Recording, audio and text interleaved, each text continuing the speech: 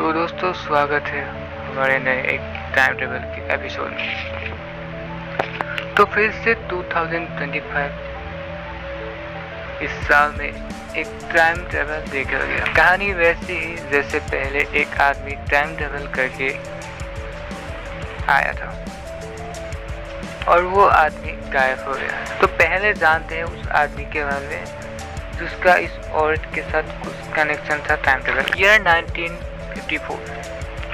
जहाँ एक आदमी जापान के एक एयरपोर्ट पर फ्लाइट से उतरता है। एक ऐसी क्रांति से आया था जो एग्जिस्ट नहीं करती थी और नाम था तोरे।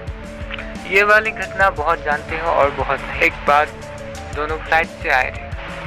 जब ऑफिसर ने उसका पासपोर्ट देखा तो ऑफिसर उसको घूरने लगा क्योंकि पासपोर्ट में लिखा था वो आया है तोरेट कंट्री से। तब ऑफिसर पूछते हैं तो बताओ यह कंट्री इस मैप में कहाँ है। वो आदमी शॉक हो गया। उसने बोला मैं तोरेट कंट्री से आया हूँ। मेरे जिंदगी में हमेशा मैंने मैप पर अपने कंट्री को देखा है। ये कैसे बदल सकता है। फ्रांस और स्पेन के बीच था मेरा कंट्री है, ऐसा उसने बोला जब ऑफिसर ने उससे सवाल किया। जब ऑफिसर ने अच्छे से पासपोर्ट चेक किया तो देखा कि बहुत सारे कंट्री के असली स्टैंप्स लगे हैं जैसे जापान, फ्रांस आदि। ऑफिसर लोग फिर से उससे सवाल करते हैं कि तो यहाँ पर क्यों आया है। तो उसने बोला मैं मीटिंग के लिए आया था। कंपनी का नाम ऑफिसर ने बोला तो वो कंपनी का आईडी कार्ड देता है। फिर पता चलता है कि ऐसी कोई कंपनी नहीं है। फिर वह जहाँ मीटिंग करने आया था जापान में उसका आईडी दिया और वो आईडी एग्जिस्ट करता है जापान में। जब कॉल लगाया तो पता चला वहाँ से रिप्लाई आता है कि मैं कोई मीटिंग नहीं थी यहाँ पर और ना ही वो आदमी को पहचानता है। दूसरा लोगों को संदेह हुआ और फिर उसको इन्वेस्टिगेशन करने के लिए होटल में रखने की व्यवस्था की।